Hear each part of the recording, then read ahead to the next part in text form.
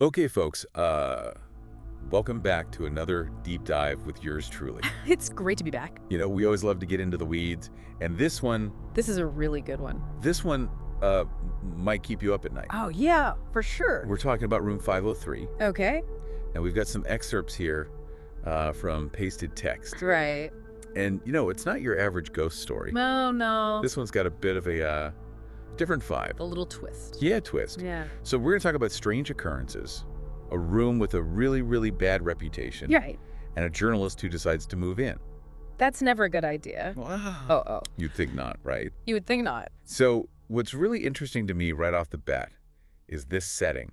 Oh, yeah. We're talking about an old city apartment building. Oh, you know those places. They just reek of history. They've seen things. They've seen things. Yeah, they've heard things. So many stories. And this building is just drowning in them. But room 503 Oh, yeah. stands out. It's got a presence. It's almost like it's giving off a warning. like stay away. Stay away. Don't come in here. Right. Yeah, But people keep moving in, I know. It's crazy. even with the rumors, It makes you wonder though, like, is cheap rent really worth it? Is it worth it? You know what I mean? Like, how cheap are we talking Right. to put up with that? But that's where our journalist Sam comes in. Oh, yeah, Sam. He's young. He needs a place to stay. Doesn't everybody? Well, yeah, especially in this economy. Especially in this economy. Yeah, he figures, hey, a few creaky floorboards, some odd sounds. I've dealt with worse. I can handle this. Yeah. Do you think that's what draws the entity to him? Well, there's something about Sam moving into that room. Okay, It's like he's challenging the darkness. Almost like, come on, show me what you got. interesting. Yeah. So the room itself is described as completely ordinary. Yeah. Just like you said, beige walls. Yeah. Creaky floors. Nothing. But there's this phone. The phone, It's a rotary phone. An Uh-huh. antique just sitting there. just waiting. Just waiting for someone to pick it up. Oh, that sends shivers down my spine. Right. Okay, so we've got the setup. Yeah. Creepy building, scary room. Our journalist, Sam, Yeah. He's brave or stupid. or a little bit of both. Right. It's like the beginning of a horror movie. Total horror movie. And then bang, 2:03 a.m. Every night that phone rings. I bet he thought it was a prank call at first. He probably did. Yeah. He probably did right. Or just, bad wiring. Oh, It's an old building. yeah. Stuff happens. But the calls, they persist every single night at the same time. 2.03. 2.03. It's like there's a reason for that. There's a reason. Like it's a ritual. It's on the other end. Silence. Just silence and this like weird static, Oh, God. almost like breathing, Okay. That's where things get really creepy. So that false sense of security is classic horror. For sure. And when it comes in the form of whispers. Whispers. Yeah. Like on the other end of the line. Yeah, starting as these little murmurs, Mm-hmm. almost like the wind. Yeah. But then they start to form into words. It's like they're trying to communicate. Help me. Yeah. Trapped. Yeah. I mean, come on. Yeah. Who wouldn't freak out? Who wouldn't totally unravel? You'd be out of there. I'd be gone. Yeah. So his friends, they dismiss him, of course. Right. Well, of course. But Sam's a journalist. Yeah, he's got that instinct. He has to know. He needs proof. He needs proof. He can't just brush this off. He starts recording the calls. Smart. But isn't that a little bit courageous? well, I mean, you're facing your fear head on. it could be. You're trying to document it. Yeah. I mean, if it were me, I'd be running away. Yeah. But maybe that's what made things worse. Oh. Maybe that act of defiance Yeah. is what really got the entity's attention. So what happened?